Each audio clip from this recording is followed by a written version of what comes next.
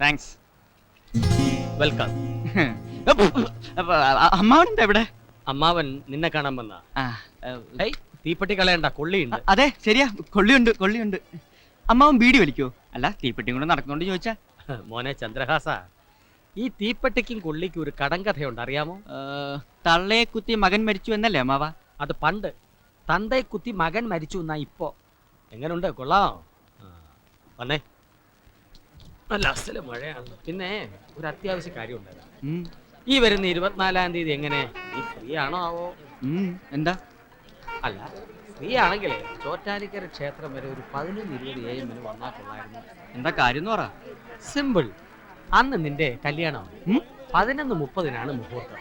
വലിയ തിരക്കാണെങ്കിലേ ഒരു 10 മിനിറ്റ് മുമ്പ് എത്തിയാലും മതി. മനസ്സിലായില്ല. അയ്യോ, സിമ്പിൾ. മനസ്സിലാക്കി തരാം. നിന്റെ ഫാദർ, അച്ഛൻ നിന്റെ വിവാഹം ഉറപ്പിച്ചു. പിന്നെ നാട്ടുകാർ മുഴുവനും അമ്പലത്തിലെത്തും. പെണ്ണും പെണ്ണിന്റെ വീട്ടുകാരും ഒക്കെ എത്തും. സ്വാഭാവികമായും നീ ഒന്ന് അവിടെ വരെ വരേണ്ടി വരും. അച്ഛന്റെ കാലയിൽ ഒന്ന് തൊടേണ്ടിയും വരും. എന്തിനു? അനുഗ്രഹം വാങ്ങാൻ. എങ്ങനെയുണ്ട് മൂപ്പിൽസിന്റെ പ്ലാൻ? കൊള്ളാമല്ലേ? ഞാൻ പെണ്ണിനെ കണ്ടിട്ട് പോലും ഇല്ലല്ലോ, പിന്നെ എങ്ങനെയാ കല്യാണം ഉറപ്പിക്കുന്നത്? പെണ്ണും പെണ്ണിന്റെ വീട്ടുകാരും നിന്നെ കണ്ടിട്ടുണ്ട്. നീ ആ പെണ്ണിനെ കണ്ട് ഇഷ്ടപ്പെട്ട് അച്ഛനോട് പറഞ്ഞ് അച്ഛൻ ആലോചിക്കുന്ന പോലെ അവിടെ പറഞ്ഞിരിക്കുന്നത്. എങ്ങനെയുണ്ട്? മോന്റെ അല്ലേ തന്ത, വക്രബുദ്ധിക്ക് വല്ല കേടും സംഭവിക്കുവോ?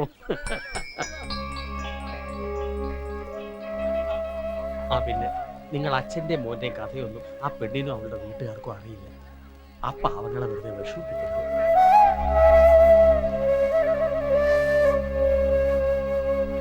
അതാരാ? എന്റെ അമ്മാവനാ. എന്താ വേണോ? ചന്ദ്രൻ എല്ലാരോടും പുച്ഛാ.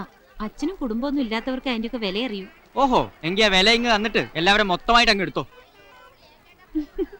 എന്താ കിണിക്കുന്നേ? അല്ല, തനിക്ക് പറ്റിയ ഒരാളുണ്ട് കോട്ടയം ബസ് സ്റ്റാൻഡില്. ഒരു വല്യമ്മയാ. അവരിപ്പോ ഇവിടെ ഉണ്ടായിരുന്നെങ്കിൽ തന്നോട് എന്താ പറയാന്ന് എനിക്കറിയാം. അതോർത്ത് കിണിച്ചതാ. പറയട്ടെ? എടാ കൊച്ചനെ, മുടിയനായ പുത്ര, നിനക്ക് ഇതെന്നാത്തിന്റെ കേടാ? സ്വന്തം തന്തയും തള്ളയൊക്കെ വിഷമിപ്പിച്ചേച്ച് നീ ഇതെന്നാ ബുദ്ധിജീവി കളിയാടാ കളിക്കുന്നേ? എടാ മരക്കഴുതേ, തിന്നിട്ട് എല്ലിന്റെ ഇടയിൽ കയറിയോടാ പിരിച്ചാഴി. പെട്ടെന്ന് കുടുംബത്ത് പോടാ. എന്റെ പൊന്നു വല്യമ്മേ, ഈ കൊച്ചുമനെ വിട്ടു പോകല്ലേ വല്യമ്മേ. വല്യമ്മയ്ക്ക് അറിയാമോ വല്യമ്മേ, ഞാൻ എന്റെ വീട്ടിലേക്ക് തിരികെ പോയതാ. അപ്പോൾ അച്ഛൻ എന്റെ മുഖത്ത് നോക്കി എന്താ പറഞ്ഞെന്നറിയാവോ? ഇവൻ മനസ്സുമാറിയല്ല വന്നിരിക്കുന്നു. ഇതെല്ലാം നിന്റെ അടവല്ലേടാ? കാശടിച്ചു മാറ്റാനുള്ള ഒരു വിദ്യല്ലേടാ? എന്നൊക്കെയാണ് വല്യമ്മ. എന്നെ ഇങ്ങനെ വെറുതെ ഉപദേശിക്കാതെ ഒന്ന് സഹായിച്ചുകൂടെ വല്യമ്മയ്ക്ക്? എനിക്ക് വേണ്ടി എന്റെ അച്ഛനോട് ഒരു വാക്ക് പറയാമോ? ഞങ്ങൾ എല്ലാവരും കൂടി ചന്ദ്രുവിന്റെ മനസ്സ് മാറ്റിയെടുത്തു. ഇനി ഇയാള് കാരണം ഒരു കുഴപ്പമുണ്ടാവില്ല. അച്ഛൻ പറയുന്നതനുസരിച്ച് ജീവിതകാലം മുഴുവൻ കഴിഞ്ഞോളും. ഇതൊക്കെ ഒന്ന് എന്റെ കൂടെ വന്ന് പറയാമോ അച്ഛനോട്? വല്യമ്മയുടെ കാര്യം പോട്ടെ, കുട്ടിക്ക് ഒന്ന് വന്ന് പറയാമോ? കണ്ടോ, പറ്റില്ല. ഒരാൾക്കും സഹായിക്കാൻ പറ്റില്ല. പക്ഷെ ഉപദേശിക്കാൻ വലിയ ഇഷ്ടം എല്ലാവർക്കും. എനിക്ക് വേണ്ടി ഒന്ന് പറയാൻ, എന്നെ ഒന്ന് സഹായിക്കാൻ ആരുമില്ല എനിക്ക്. അതാണ് എൻ്റെ പ്രശ്നം. എന്നെ സഹായിക്കാൻ കുട്ടിക്കും കഴിയില്ല. കുട്ടി പോയിക്കോളൂ.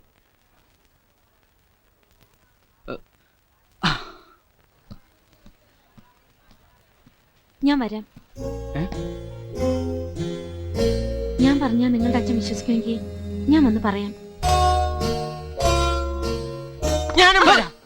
ഞാനും കൂടി വന്ന് പറയാം. നീ എന്ത് പറയാനാ? എത്രയും പ്രിയപ്പെട്ട ചന്ദ്രുവിന്റെ അച്ഛ. ബാക്കി എന്താ പറയണ്ടേ? നീ വന്നോ, പക്ഷെ മിണ്ടണ്ട. ഇല്ല, മിണ്ടില്ല, സംസാരിക്കുള്ളൂ. പറഞ്ഞതെല്ലാം ഓർമ്മയുണ്ടല്ലോ. പിന്നെ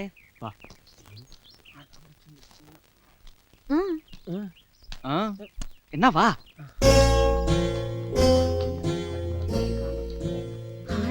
ഇതാണോ ചന്ദ്രന്റെ വീട്? ഈ കാറുകളൊക്കെ നിങ്ങളുടെ അച്ഛൻ്റെ? ഏയ്, ആരോ വിരുന്നുകാരുണ്ടെന്ന് തോന്നുന്നു. ഒരു കാര്യം ചെയ്യും, നിങ്ങൾ ഇവിടെ നിൽക്ക്, ഞാൻ വിളിക്കുമ്പോ വന്നാ മതി. അവൻ അങ്ങനെ പലതും പറയും. നമുക്കൊരു കാര്യം ചെയ്യാൻ വിജി. എന്താ? നമുക്ക് ഇവിടെ നിൽക്കാം, അവൻ വിളിക്കുമ്പോ പോയാ മതി.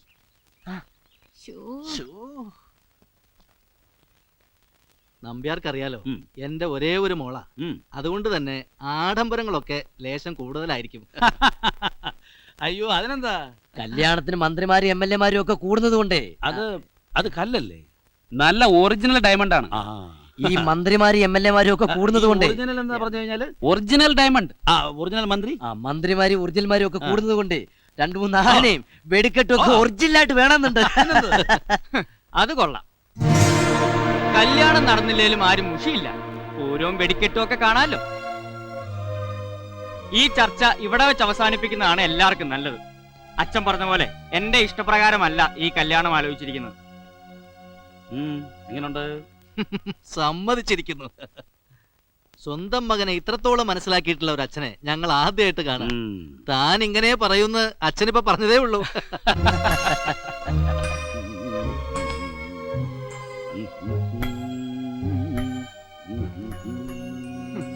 അമ്മാവോ, ഈ കല്യാണം യാതൊരു കാരണവശാലും നടക്കില്ല. ഞാൻ ഒരു പെൺകുട്ടിയുമായി പ്രേമത്തിലാണ്. അവളെ അല്ലാതെ ഞാൻ ഒരു പെണ്ണിനെയും വിവാഹം കഴിക്കില്ല. ആ കുട്ടി എൻ്റെ കൂടെ വന്നിട്ടുണ്ട്. ഞാൻ വിളിക്കാം.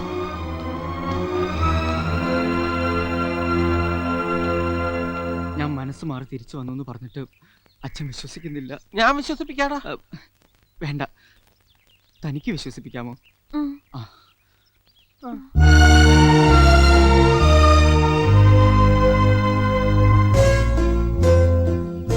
ഇതാണ് ആ പെൺകുട്ടി. ഞാനിപ്പോ അച്ഛനോട് പറഞ്ഞതൊക്കെ സത്യമാണെന്ന് അങ്ങോട്ട് പറഞ്ഞു കൊടുക്കും വിജി. ചന്ദ്രു പറഞ്ഞതൊക്കെ സത്യം അച്ഛാ. ഇവിടെ വന്ന് മനസ്സിലുള്ളതൊക്കെ തുറന്നു പറയാൻ ഞങ്ങൾ ചന്ദ്രനോട് പറഞ്ഞു. ആദ്യമൊന്നും സമ്മതിച്ചില്ല. പിന്നെ ഞാൻ ഒരുപാട് നിർബന്ധിച്ചിട്ടാ ചന്ദ്രു സമ്മതിച്ചത്. അച്ഛാ, ഈ ജീവിതം ഒരു പാരാവാരമാണ്. വാസ്തവത്തിൽ ഇത് എന്നേക്കുമായി പൊട്ടിപ്പോകേണ്ട ഒരു ബന്ധമായിരുന്നു. ഞാനാണിത് കൂട്ടി യോജിപ്പിച്ചത്. ഇനി ഒരിക്കലും ഈ ബന്ധം മുറിയില്ല അച്ഛാ, മുറിയില്ല. മുറിയാൻ ഞാൻ സമ്മതിക്കില്ല. എന്തോന്നാടാ ഇത്? എന്താ നിറണോ നിനക്ക്? വേണമെന്നില്ല. എന്താ എന്റെ പേര്? പങ്കജാക്ഷൻ. നിന്നോടല്ല അവളോട്. എന്താ എന്റെ പേര്? വിജയലക്ഷ്മി. അപ്പൊ പേര് വിജയലക്ഷ്മി. വീട് എന്താ വീടില്ലേ? ഇല്ല, ഞങ്ങൾക്ക് അങ്ങനെ സ്വന്തമായിട്ടൊരു വീടോ നാടോ ഒന്നുമില്ല. അപ്പോ വീടില്ല. സ്വന്തക്കാരായിട്ട് ആരെങ്കിലും? 2 ഏട്ടന്മാരുണ്ട്. ഓഹോ, അവർക്ക് കണ്ണ് കാണില്ല. ഞങ്ങൾ തെരുവിൽ പാട്ട് പാടുന്നവരാ. ആ ബെസ്റ്റ്. വലിയ ആൾക്കാരാ, പിച്ചക്കാര്, കണ്ണുവട്ടന്മാര്. Best best. മതി, ഇപ്പൊ എല്ലാവർക്കും കാര്യം മനസ്സിലായില്ലേ? വിജി, പങ്ക, വാ പോവാം. നിക്കടാ അവിടെ. നീ ഈ പെണ്ണിനെ അല്ലാതെ വേറെ ആരെയും കല്യാണം കഴിക്കില്ല അല്ലേ? ഞാൻ ആരെങ്കിലും കല്യാണം കഴിക്കുമെങ്കിൽ അത് ഈ പെൺകുട്ടിയാണ്. അയ്യോ,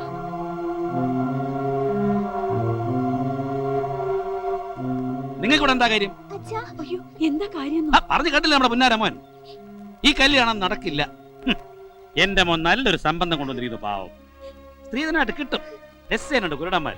ഇനി അത് ഒരെണ്ണത്തിനെ വേണമെന്ന് പറഞ്ഞേക്കരുത്. ഞാൻ തരില്ല. 2 എനിക്ക് തന്നെ വേണം.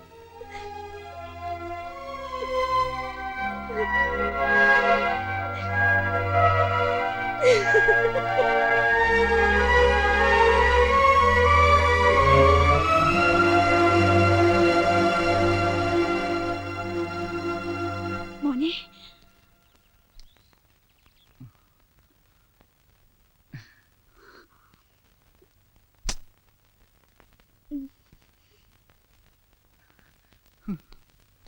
ചന്ദ്രുവിനെ കുറ്റം പറയാൻ പറ്റില്ല മിസ്റ്റർ നമ്പ്യാർ. അവറ്റകളെല്ലാം കൂടി വളഞ്ഞു പിടിച്ചിരിക്കുക.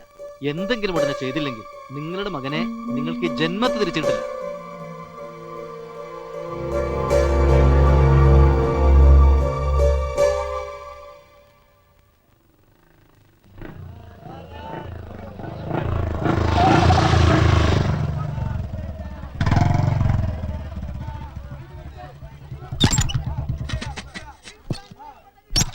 ഈ തബല കെട്ടിക്കണ്ടേ ചേട്ടാ? തബല എന്താടാ കെട്ടുപ്രായം കഴിഞ്ഞ് നിൽക്കണ? അല്ല, തബല ഒന്ന് അഴിച്ചു കെട്ടണോന്ന് പറഞ്ഞതാ. ആരാത്? പൊന്നൻ. ഏത് പൊണ്ണനായാലും എന്താ? ഇൻസ്ട്രുമെന്റലാണ് വേഷം കെട്ട്.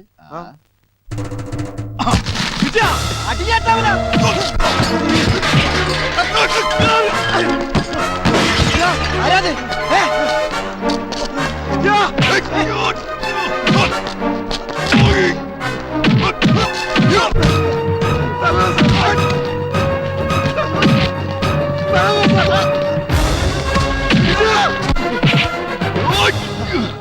നിന്റെയൊക്കെ പെങ്ങളുണ്ടല്ലോ, അവളും ചന്ദ്രുവുമായിട്ടുള്ള ഏർപ്പാടൊക്കെ നിമിഷം അവസാനിപ്പിക്കണം. അവളെയും കൂട്ടിക്കൊണ്ട് അവന്റെ കൺവെട്ടറിന് പൊയ്ക്കൊള്ളണം. ഇല്ലെങ്കിൽ ഇല്ലെങ്കിൽ അടുത്ത പ്രാവശ്യം അനുഭവിക്കാൻ പോകുന്നത് നിന്റെയൊക്കെ പെങ്ങളായിരിക്കും. മനസ്സിലായോ? ഓ?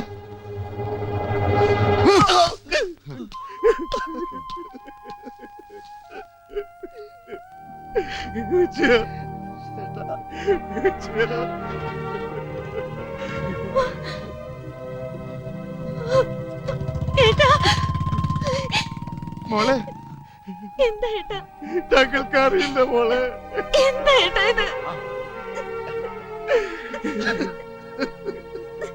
ഞങ്ങളെ തല്ലി വേദനിച്ചില്ല. മോളെ പറഞ്ഞപ്പോ സഹിക്കാൻ പറ്റില്ല. ഞങ്ങൾക്ക് സഹിക്കാൻ പറ്റില്ല.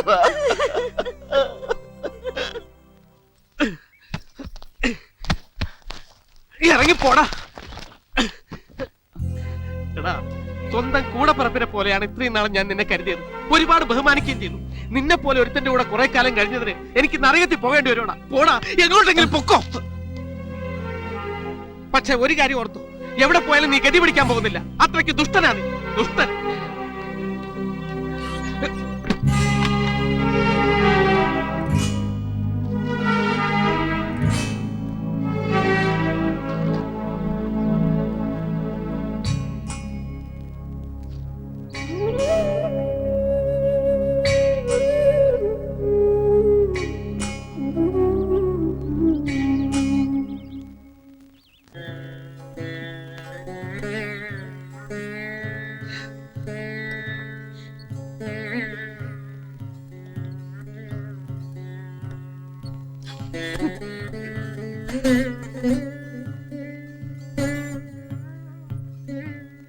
ആരാത്?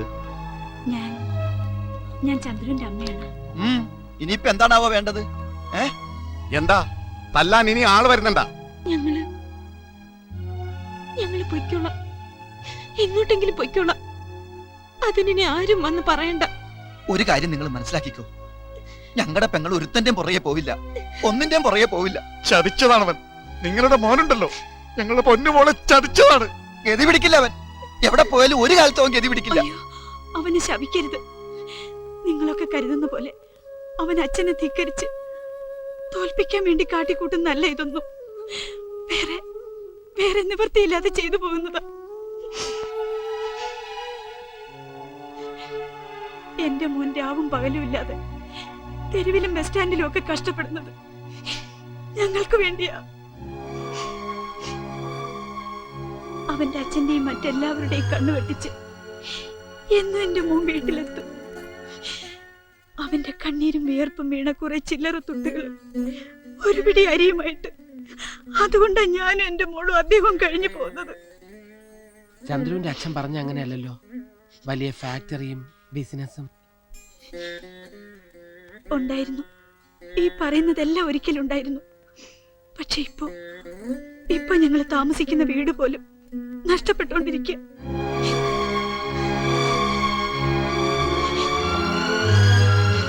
ഒരായുസ് കൊണ്ട് നേടിയെടുത്തതെല്ലാം ഒരിക്കൽ കൈവിട്ടു പോകുമെന്നറിഞ്ഞപ്പോ, ഉണ്ടായിരുന്നതെല്ലാം ഓരോരുത്തരായി തട്ടിപ്പറിച്ചപ്പോ അത് താങ്ങാനുള്ള കരുത്ത് അദ്ദേഹത്തിന്റെ മനസ്സിനുണ്ടായിരുന്നില്ല.